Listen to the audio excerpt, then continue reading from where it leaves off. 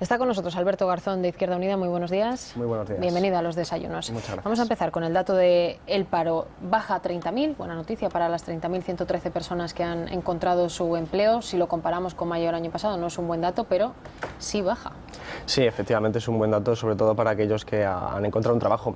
Pero lo cierto es que es un dato peor que el año pasado y que el año anterior, que son años de crisis. Por lo tanto, si nos salimos de ver el árbol y vemos el bosque, que es lo que nos interesa para el análisis, lo que comprobamos es que desgraciadamente no salimos de esta y se pone de manifiesto que las políticas que se están llevando a cabo en el ámbito de la reforma del mercado de trabajo pues no dan sus frutos, porque estamos peor que el año pasado. Pero el Gobierno no ha mentido, ha dicho que 600.000 más por lo menos este año, que iba a costar que se vieran los frutos de esa reforma y sobre todo, insiste, no llevamos ni 6 meses, es muy difícil reconducir una cifra tan mala de parados.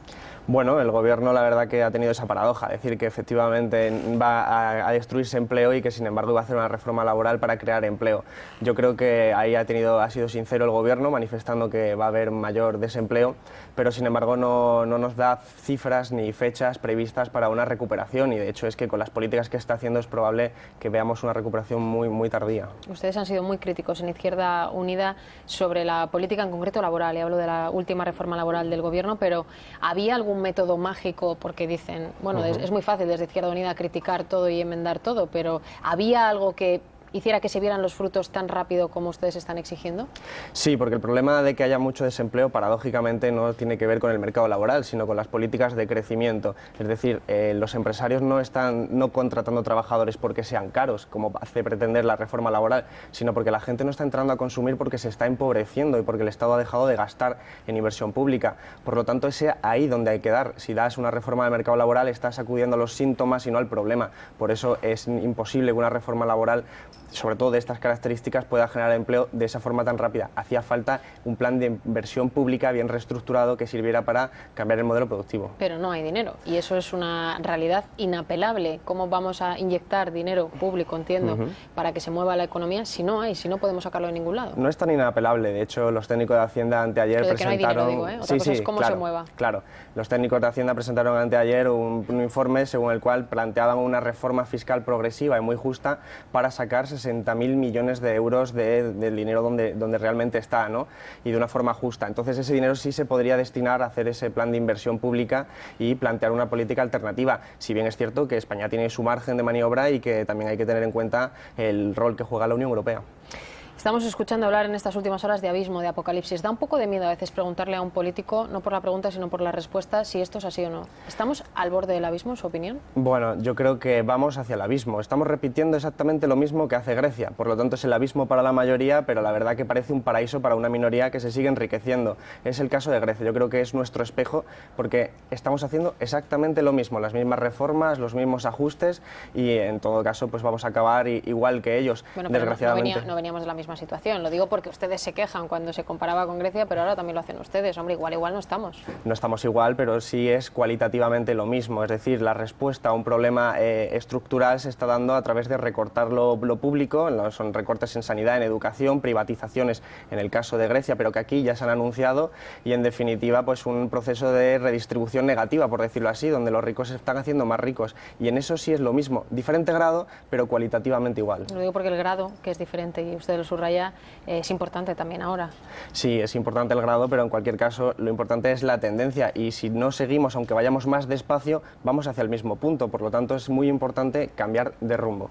Lo que Izquierda Unida propone es la insumisión hacia Europa. Le pregunto, el cumplimiento del déficit parece que es evidente. Nos pueden dar más o menos margen, pero hay que hacerlo porque debemos dinero y esta es otra de las realidades. ¿Ustedes proponen que no se haga? Porque si haciéndolo estamos como estamos, no haciéndolo, ¿cómo estaría, por ejemplo, la prima de riesgo? Bueno, vamos a ver. El problema del déficit, por ejemplo, es realmente la consecuencia de la crisis y no la causa. Por lo tanto, vuelvo a decir lo mismo que antes. Si acudes al síntoma, a intentar resolver el síntoma, no vas a la raíz del problema. No obstante, la Unión Europea lo que estamos viendo es el fracaso como institución, el fracaso como configuración y el diseño que está teniendo realmente. Por lo tanto, lo que hay que hacer es reconfigurarla absolutamente. Otra cosa es que sea posible y ya estamos viendo que Alemania y sobre todo los bancos alemanes no están por la labor, pero es necesario y si no nos van a dejar ayudar y nos están presionando a hacer todo esto, pues llegará un momento en el que haya que replantearse verdaderamente, como está haciendo Grecia, intentar hacer alguna medida de presión, como decir, como está haciendo Grecia, oye, que somos una bomba de relojería, que no podéis hacer con nuestra población lo que queráis. Pero entre lo posible y lo necesario dice, bueno, quizá no sea posible. Es que esta es otra realidad ahora mismo, es que Merkel está marcando la política económica de la Unión Europea, o eso dicen algunos, y frente a eso, ¿qué puede hacer un gobierno como el nuestro? Bueno, pero es que Alemania ha marcado la política de la Unión Europea desde el principio, no es ninguna novedad. Entonces el propio Banco Central Europeo está configurado a imagen y semejanza del Banco Central alemán. Es decir, estamos en una Unión Europea que no es la unión romántica de los pueblos de Europa, es una Unión Europea hecha para satisfacer fundamentalmente los intereses de los bancos alemanes y franceses, que son los poderosos. Se pone de reflejo cuando ha habido esta crisis en la Unión Europea y el Parlamento Europeo, por ejemplo, no ha tenido ningún rol. Quienes han tenido un rol eran Sarkozy y Merkel, que no son parte de las instituciones como tal. Ese es el fracaso. Entonces, siempre ha sido así. Es un mal diseño y por eso nosotros estamos ya en contra en tiempos históricos de esta Unión Europea. Antes le preguntaba si estamos al borde del abismo, vamos al abismo, ha dicho no sé cuánto es el recorrido ese del vamos. Pues es un recorrido en el que no se puede predecir, no se puede predecir porque la economía pues ya estamos viendo que es todo incertidumbre, pero sí está muy claro que si haces este tipo de políticas deterioras el crecimiento económico y por lo tanto tienes menos capacidad para satisfacer a los llamados mercados. Cuando se habla de que el agujero del sistema financiero español podría ir entre los 60.000 y los 90.000 millones de euros, y le digo de sí o no, ¿debería pedir España un rescate para la banca? Es que no es tan fácil como un sí o un no. Porque luego con matices, pero sí, ¿deberíamos pedirlo o no? España objetivamente necesita dinero para tapar el agujero del sistema financiero. Ahora bien, lo que lo puede hacer es, llamándolo rescate, llamándolo intervención. Yo creo que el portavoz del Partido Popular ha sido sincero en esa declaración. Por cierto, que es el coordinador del grupo de la subcomisión del FROP, que es una persona que sabe de lo que está hablando. En todo caso, es una persona sincera que ha manifestado que el agujero financiero es enorme y que la única forma, desgraciadamente, va a ser pagarlo con lo público. Entonces la pregunta es, ¿dónde obtenemos el dinero? ¿Se lo pedimos a Europa? ¿Hacemos una reforma fiscal progresiva? Y sobre todo, ¿qué hacemos después cuando hayamos saneado las entidades? ¿Las privatizamos y mal vendemos como pretende el PP? ¿O por el contrario, como sería más lógico, nos la quedamos para fortalecer los instrumentos del Estado? En cualquier caso, no es una opción mirar para otro lado, insisto, hay que pedir el dinero. Y yo le digo, ¿se lo pedirían a Europa, sí o no? Es ahora mismo de donde pueden venir los 90.000, si son 90.000. Sí, de hecho, sería lo razonable pedirle un rescate a Europa. Lo que pasa es que ya sabemos qué tipo de rescate nos ofrece Europa. Nos ofrece más bien una forma de ahogarnos más, como ha pasado con Grecia y con Portugal. Por lo tanto, yo creo que hay que jugar muy bien la baza de la negociación y decirle, necesitamos este dinero, pero lo que no puede servir es para que nos condicionéis y nos estéis destruyendo la sociedad y la economía como habéis hecho con Grecia y Portugal. Por lo tanto, sí se necesita el dinero para salvar el sistema financiero, pero ¿cómo lo obtenemos y en qué condiciones? Es una cosa que hay que negociar muy políticamente. ¿Y cómo son esas condiciones? ¿Qué le diría usted si Rajoy le llamara a Izquierda Unida y le dijera, bueno, ¿cuáles son las condiciones que plantearía este grupo parlamentario? Pues tiene que imponer encima de la mesa, decirle, nosotros somos una parte muy importante de la Unión Europea y lo que hay que hacer es reformular la Unión Europea al completo. No puede ser que nos hagan planes de ajustes tan brutales como las privatizaciones y los despidos generales a funcionarios, etcétera, sino que tiene que servir para generar, por ejemplo, mecanismos como los eurobonos, regulación financiera, un banco público de inversiones fuertemente capitalizado para generar planes de inversión pública y sobre todo corregir las asimetrías de esta Unión Europea, porque el crecimiento de España es simbiótico con el de Alemania. Alemania ha estado creciendo fundamentalmente también porque aquí había una burbuja inmobiliaria que estaba financiada con dinero de Alemania. Es decir, la Unión Europea tiene problemas estructurales muy fuertes y hay que ir ahí a solucionarlo. Pero ya han dicho que no, así que yo le pregunto, la táctica, la estrategia de Izquierda Unida es insistir, porque ya han dicho que no. Presión, no solo políticas en el sentido institucional, sino sobre todo desde la calle. Yo creo que si Alemania sigue sin dar su brazo a torcer, lo que nosotros creo que sería muy razonable hacer es buscar alianzas entre los países más afectados por esta situación, Portugal, Grecia, Italia, y hacer un polo de países que comparten objetivos y que no pueden dejarse estar subordinados de Alemania. Ahora parece que Alemania dice que sí a los eurobonos, pero que a cambio habría una cesión de soberanía, como Izquierda Unida. Hemos escuchado que ayer le dice que ya estamos intervenidos, daría igual, eurobonos ¿Eurobonos sí, dirían? Bueno, sí, eurobonos hay que hacerlo. Es un mecanismo que lo que hace es fomentar la solidaridad dentro de la Unión Europea para financiarse, ¿no? Pero evidentemente sí es verdad que estamos intervenidos porque en la medida que nos ayudan, entre comillas, y nos ponen condiciones es una intervención. Después la podemos llamar como queramos, pero es una intervención.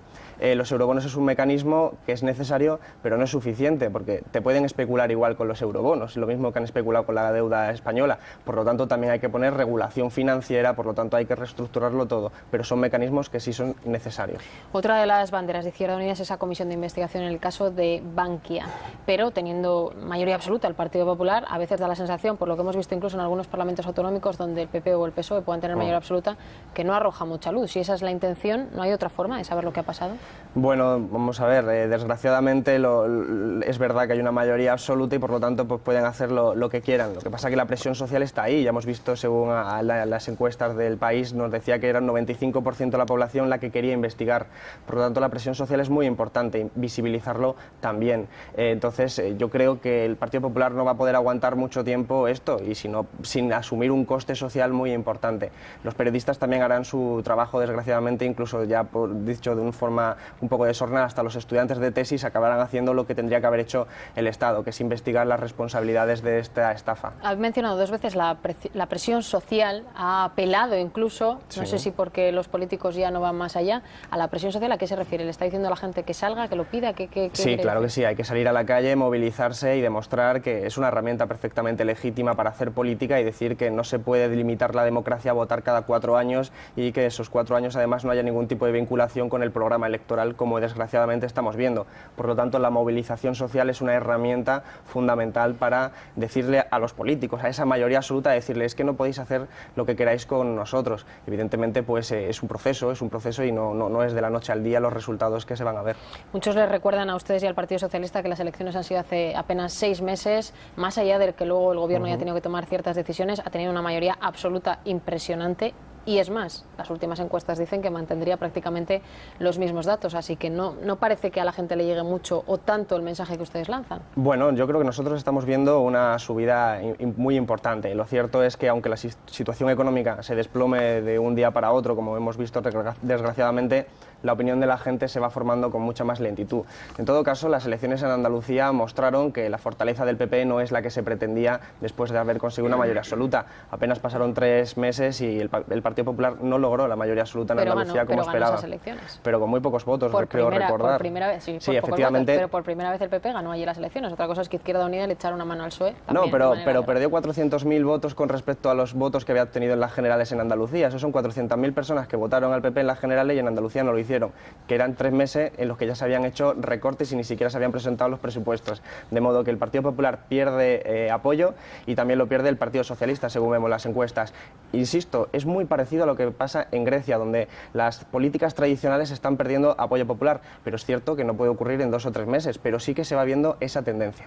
Ahora hablaremos de los recortes en Andalucía, donde ya está Izquierda Unida también. Ha dicho usted una frase tremenda sobre Bankia. El PP está encubriendo un delito económico. Se niega a investigar las causas de la crisis. ¿Tiene pruebas de que haya encubrimiento? ¿Lo va a denunciar? Hombre, encubrimiento hay porque estamos diciendo que hay un agujero financiero que vamos a pagar entre todos, que hay que investigar y el Partido Popular no quiere investigar y el Partido Socialista le ha costado 3 semanas querer investigar. Por lo tanto, es un encubrimiento de un posible delito económico si nos atendemos, pero es obvio que un agujero de esa magnitud no se ha creado tampoco en un día. Es decir, son muchos años donde hay responsabilidades políticas porque tenemos al presidente como era Rato, etcétera, tenemos a muchos sujetos vinculados al partido político del Partido Popular y además no solo te diré que encubre el delito económico, sino que además con la amnistía fiscal es que lo fomenta y ayuda a aquellos que han cometido un delito económico, que es el delito económico de la evasión y elusión fiscal en las últimas décadas. Entonces es un Partido Popular con una política muy de clase. Pero cuando alguien, sobre todo con una responsabilidad pública como la suya, habla de delitos, ¿se plantean ir a los tribunales de alguna manera? Nosotros ¿Si tiene constancia o intuye que ha podido producirse? Nuestra organización está planteando hacer un montón de querellas y de denuncias. De hecho, lo hemos planteado incluso en otro tiempo, viendo las posibilidades sobre el gobernador del Banco de España, que también consideramos tiene una alta responsabilidad. Pero entendemos que de momento, y dentro de lo que está en nuestra institución, lo hemos planteado en el Congreso de los Diputados, lo presentamos ya en febrero de este año y, sin embargo, bueno, seguimos intentándolo porque creemos que es en el Congreso, imitando un poco lo que hizo Estados Unidos, que presentó una comisión de investigación, etcétera, donde se tiene que fomentar la verdad. De hecho, podríamos llamarlo la Comisión de la Verdad. Sí, lo ha dicho también alguien en el Partido Socialista, que como usted recordaba, tardó 3 semanas en decidirse. Sobre los consejeros de los partidos, como el suyo, dentro de las cajas. Esto es otra cosa que ha existido y que hasta que no ha saltado todo el lío, todos han mirado para otro lado. ¿Qué les decían sus consejeros? Por ejemplo, en el caso de Bankia, que sé que ahí le han pedido que dimitiera, sí, pero ustedes le han pedido que dimitiera cuando el partido se estaba acabando con el pitido final del árbitro. Sí, es cierto. Los consejeros es una figura que los partidos proponen a un experto para que sea su consejero. Depende también de qué caja de ahorro. En algunas cajas de ahorro, de hecho, nos bloqueaban para que Izquierda Unida no pudiera mirar lo que pasaba. En el caso de Bankia es cierto que había un experto nombrado por Izquierda Unida y por lo tanto probablemente haya tenido grandes responsabilidades, no las mismas que el presidente, y ya veremos qué responsabilidades ha tenido, pero tiene que pasar también por esa comisión de investigación, caiga quien caiga. ¿Y no debería haber dimitido antes? O es más, ¿no deberían ustedes haberle pedido que dimitiera antes como partido, ya que, hombre, lo de Bankia nuevo tampoco parece que fuera, ¿no? Bueno, es una decisión que le compete a la Federación de Madrid, porque somos una organización federal y la Dirección Federal no lo puede hacer. Creo que a nivel personal, yo si hubiera sido consejero, evidentemente, pues hubiera dimitido en ese momento, pero bueno, es una decisión que ya es personal y en todo caso la Organización de Madrid la que tiene que tomar esa decisión. ¿Su opinión es que sí? Sí, por supuesto, porque de hecho estás siendo partícipe de un proceso que ya hemos visto cuáles son los resultados. ¿Y se han preocupado de ver qué pasa en el resto de cajas, teniendo en cuenta el precedente o la visibilidad que ha tenido lo de Bankia? Porque supongo que están en otras cajas donde quizá también haya problemas y no se esté informando al partido. ¿Sí? ¿Qué está pasando? La verdad es que desconozco cuáles son nuestros consejeros en el resto de cajas de ahorro. De hecho, en la mayor parte no tenemos porque nos han bloqueado para no poder entrar. Pero está claro que lo que ha pasado en Bankia también se ha repetido en diferente grado en otras cajas de ahorro y por lo tanto lo que tenemos que hacer es investigar todo en absoluto. Nosotros trabajamos con plataformas de trabajadores de cajas de ahorro que están denunciando lo que ha pasado, pero no lo denuncian ahora, sino que lo vienen denunciando desde hace mucho tiempo. Entonces es un agujero negro que es verdaderamente una especie de catástrofe financiera. Antes ha mencionado los recortes en general, ha sido también otra de las grandes críticas, oposición frontal de Izquierda Unida, y claro, gobernar tiene estas cosas. Cuando uno está en la oposición critica los recortes, pero de repente llega un gobierno como el andaluz donde se tienen que llevar a cabo recortes, y ahí está Izquierda Unida. ¿Cómo cambia el mensaje cuando uno está en el gobierno? Bueno, no tanto, porque lo cierto es que Izquierda Unida recibió un programa, el plan de ajuste del Partido Socialista, y tuvo un día para hacer modificaciones, por lo tanto lo tuvo que aprobar por la formalidad y por la lealtad a un gobierno del que se es parte, pero no solo se es gobierno, pero luego lo que hemos conseguido ha sido pararlo. Se ha aplazado el plan de ajuste, por lo tanto no hay recortes materializados en Andalucía hasta este momento. El PP ya sabe que no dice lo mismo, dice que ya hay centros de salud cerrándose, que ya hay ajustes en la sanidad, recortes en la sanidad andaluza. El plan de ajuste no se ha aprobado. El PP puede decir muchas cosas, de hecho dice muchas cosas que no son verdad, es decir, miente. Pero en cualquier caso lo que es cierto es que los recortes no se han materializado, ese plan de ajuste, ese decreto no se ha aprobado, se ha aplazado para negociar con los actores sociales y bueno, vamos a ver cuando se materialice cómo se redistribuye. Lo cierto es que si una comunidad autónoma no recibe el dinero que le corresponde o que tenía antes, pues va a tener que tener menor gasto, siempre y cuando estamos en esas condiciones. La importancia es cómo se redistribuye, cómo se distribuye ese coste de la crisis y eso es lo que va a intentar estar en el decreto. En cualquier caso, los recortes son siempre negativos, siempre negativos van a ser los recortes para una economía. La mayor parte del dinero, decía, va a educación y a sanidad, luego si hay menos dinero, habrá menos dinero ahí también y ¿formará parte de Izquierda Unida de un gobierno en el que eso ocurra? Pues desgraciadamente es verdad que si tus competencias son fundamentalmente sanidad y educación y tienes ese menor dinero, pues tendrás que dedicar menos dinero a esa cuestión. Entonces, formalmente, probablemente, pues veamos eso. Lo que pasa que no es lo mismo bajarle dinero a los funcionarios que quitar en otras partidas. Eso le corresponde a la Junta de Andalucía y a la parte que corresponde a la Izquierda Unida, pero veamos otras formas de luchar aparte de estar en las instituciones. Vamos a escuchar, si le parece también por aquí a Alberto Garzón, el resto de preguntas. Adelante. Sí, bueno, yo quería saber, porque ha hablado de evolución de intención de voto, ha reconocido que los movimientos están siendo lentos para la intensidad de la vida política diaria. Me gustaría saber su opinión en caso de que suframos algún tipo de intervención, rescate, lo llamemos como lo llamemos nosotros, lo llame como lo llame el gobierno y lo llame como lo llame Europa. ¿Usted cree que deben convocarse elecciones generales inmediatamente? ¿Necesitaría el gobierno que llegue a ese punto pedir una validación más allá del Congreso de los Diputados en las urnas? Bueno, yo creo que lo primero es movilizar y concienciar a la gente, porque efectivamente unas elecciones generales en el que un partido está intervenido, pues al final en realidad no te cambia mucho las circunstancias en general, porque si sigues estando intervenido, pues estás obedeciendo órdenes que vienen desde fuera. Por lo tanto, lo que necesitamos en primera instancia es una población que esté dispuesta a superar esa situación. Creo que es la que vamos viendo esa tendencia por la evolución de voto, por la manifestación de la gente, lo que está haciendo y las manifestaciones sociales crecientes, pero lo cierto es que tarde o temprano este gobierno yo no creo que llegue a toda la legislatura. Va a tener que convocar elecciones anticipadas porque, ya decía, si el espejo es Grecia, desgraciadamente vamos a ver pues una situación de inestabilidad por el efecto social que producen los recortes y la intervención, rescate, se le llame como se le llame, que va a generar pues un caos social desgraciadamente porque recae sobre la mayor parte de la población. Entonces sí que es probable que tengamos que ver elecciones anticipadas tarde o temprano. Pero por presión de la calle, no por la intervención en sí.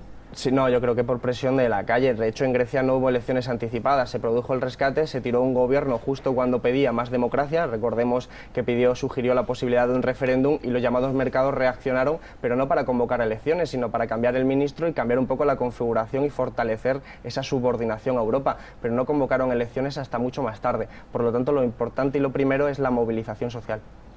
Marisa. Sí, a mí me gustaría tocar un poco el tema de Bankia y sobre todo en dos aspectos que yo creo que ahora están pues debatiéndose, ¿no? En primer lugar, me gustaría saber si ahora que Bankia ha sido nacionalizada, ustedes serían partidarios de que la entidad saliera de bolsa. En segundo lugar, también me gustaría saber si creen ustedes que para bajar la prima de riesgo, esta que tenemos ya a niveles estratosféricos, habría que prohibir las posiciones cortas, como ya sucedió hace unos meses y después se dio marcha atrás. Y después también me gustaría saber si no cree usted que es un poco peligroso hacer tanta comparación entre la situación de España y la situación de Grecia, porque es verdad que España ahora se puede pensar que puede estar cerca del riesgo de un rescate, pero los problemas de origen a mí por lo menos me parece que no son los mismos. Entonces no sé si es una buena estrategia comparar continuamente o hacer una similitud entre España y Grecia.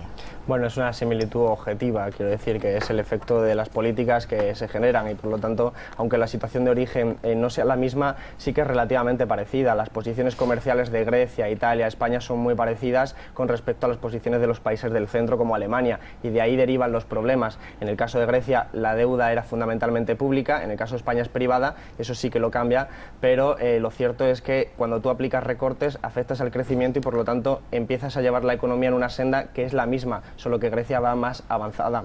La cuestión de la prima de riesgo es muy importante porque los movimientos especulativos tienen mucho que ver. También, como la prima de riesgo es un diferencial, no solo podemos mirar España, tenemos que mirar a Alemania. Y en un momento de crisis, los inversores, digamos, los especuladores, al final, los grandes bancos, las grandes fortunas, se refugian en Alemania y por lo tanto también sube nuestra prima de riesgo.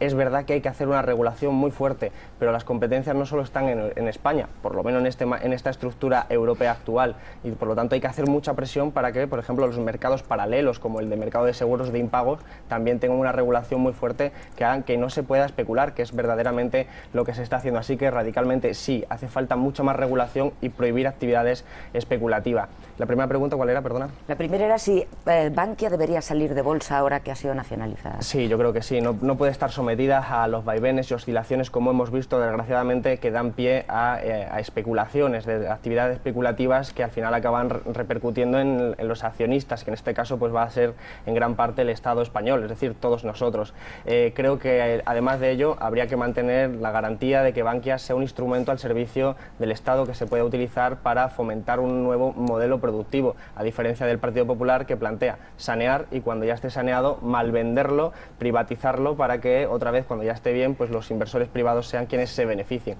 Socialización de las pérdidas, privatización de las ganancias. Jesús, cerramos contigo. Cuando usted llegó al Congreso venía de, no digo protagonizar, pero sí claramente apoyar y ser partícipe del movimiento 15M, ¿no? Y a este movimiento se le achacó, sobre todo al principio, pues tener un carácter absolutamente antisistema, ¿no? Una vez que está en el Congreso, ¿cree posible desde dentro lo que algunos llaman, y este fin de semana ha habido análisis muy interesantes en la prensa, la necesidad de refundar la democracia? Estamos permanentemente rescatando los bancos, pero hay quien mantiene que hay que rescatar también la democracia o refundarla. ante esa crisis además institucional que estamos viendo, ¿no? Una vez que está dentro y es político y es parlamentario, ¿ve posibilidades de hacerlo?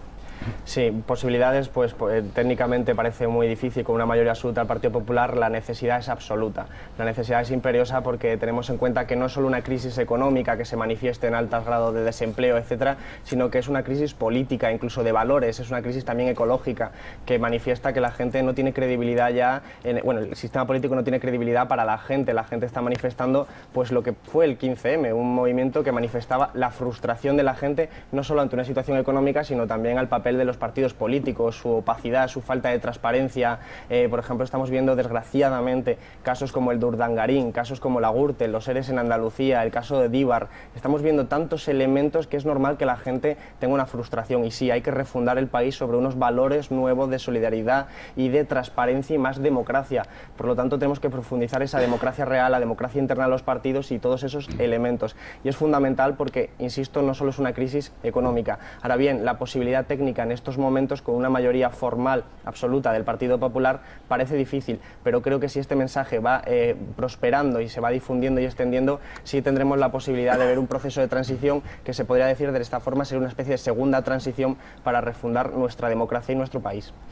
Terminamos. Una pregunta más. ¿A Izquierda Unida le interesa un partido socialista fuerte porque es la verdadera opción de gobierno, por lo menos en el gobierno central, o un PSOE debilitado del que Izquierda Unida puede robar algunos votos? Bueno, el Partido Socialista es que es una entidad muy compleja. El Partido Socialista tiene una base social con muchos militantes de izquierda muy frustrados por lo que está haciendo su dirección.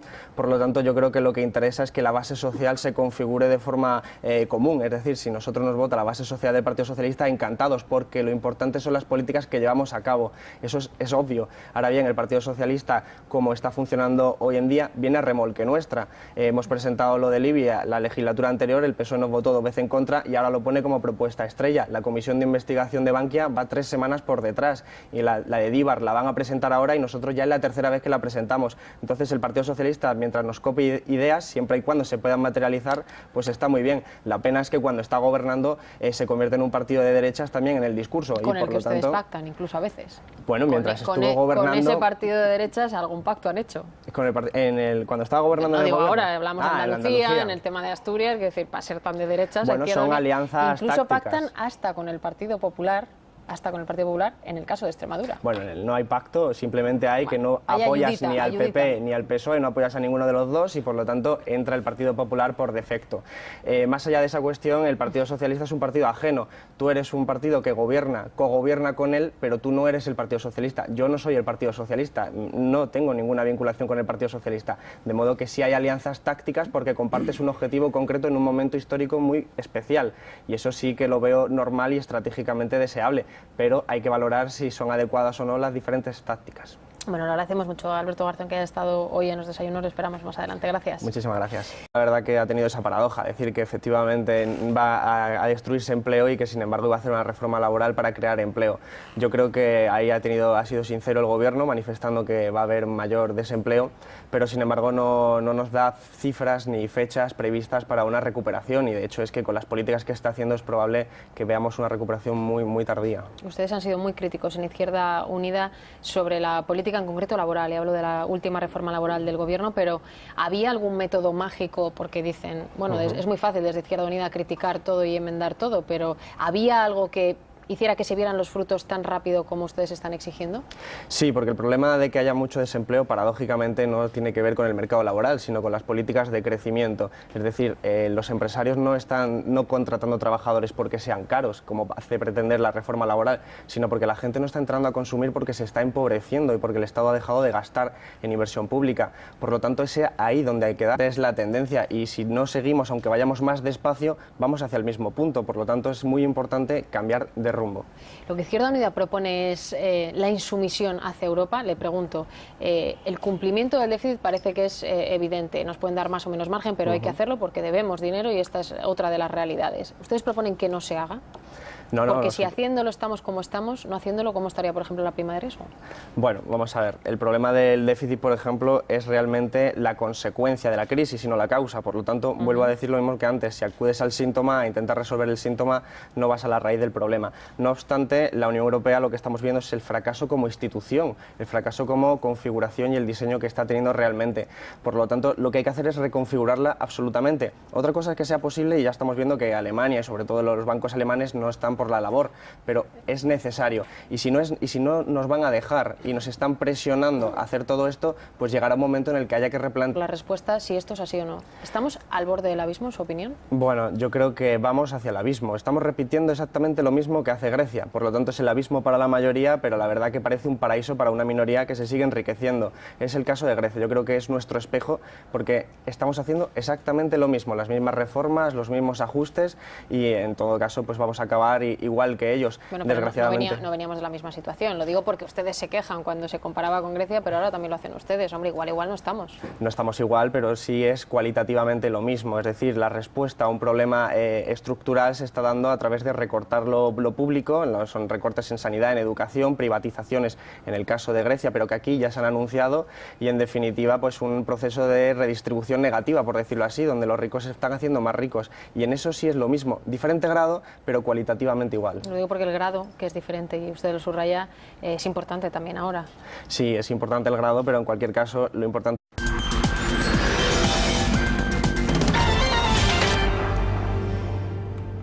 Está con nosotros Alberto Garzón, de Izquierda Unida. Muy buenos días. Muy buenos días. Bienvenido a los desayunos. Muchas gracias. Vamos a empezar con el dato del paro. Baja a 30.000, buena noticia para las 30.113 personas que han encontrado su empleo. Si lo comparamos con mayo del año pasado, no es un buen dato, pero sí baja. Sí, efectivamente es un buen dato, sobre todo para aquellos que han encontrado un trabajo. Pero lo cierto es que es un dato peor que el año pasado y que el año anterior, que son años de crisis. Por lo tanto, si nos salimos de ver el árbol y vemos el bosque, que es lo que nos interesa para el análisis, lo que comprobamos es que desgraciadamente no salimos de esta y se pone de manifiesto que las políticas que se están llevando a cabo en el ámbito de la reforma del mercado de trabajo pues no dan sus frutos, porque estamos peor que el año pasado. Pero el Gobierno no ha mentido, ha dicho que 600.000 más por lo menos este año, que iba a costar que se vieran los frutos de esa reforma y sobre todo, insiste, no llevamos ni 6 meses, es muy difícil reconducir una cifra tan mala de parados. Bueno, el Gobierno, si das una reforma del mercado laboral, está sacudiendo los síntomas y no al problema. Por eso es imposible que una reforma laboral, sobre todo de estas características, pueda generar empleo de esa forma tan rápida. Hacía falta un plan de inversión pública bien reestructurado que sirviera para cambiar el modelo productivo. Pero no hay dinero y eso es una realidad inapelable. ¿Cómo vamos a inyectar dinero público, entiendo, para que se mueva la economía si no podemos sacarlo de ningún lado? No es tan inapelable. De hecho, los técnicos de Hacienda anteayer presentaron... Que no hay dinero, digo, ¿eh? Otra cosa es cómo se mueva. Claro, los técnicos de Hacienda presentaron anteayer un informe según el cual planteaban una reforma fiscal progresiva y muy justa para sacar 60.000 millones de euros del dinero donde realmente está, ¿no? Y de una forma justa. Entonces ese dinero sí se podría destinar a hacer ese plan de inversión pública y plantear una política alternativa. Si bien es cierto que España tiene su margen de maniobra y que también hay que tener en cuenta el rol que juega la Unión Europea. Estamos escuchando hablar en estas últimas horas de abismo, de apocalipsis. Da un poco de miedo a veces preguntarle a un político, no por la pregunta, sino por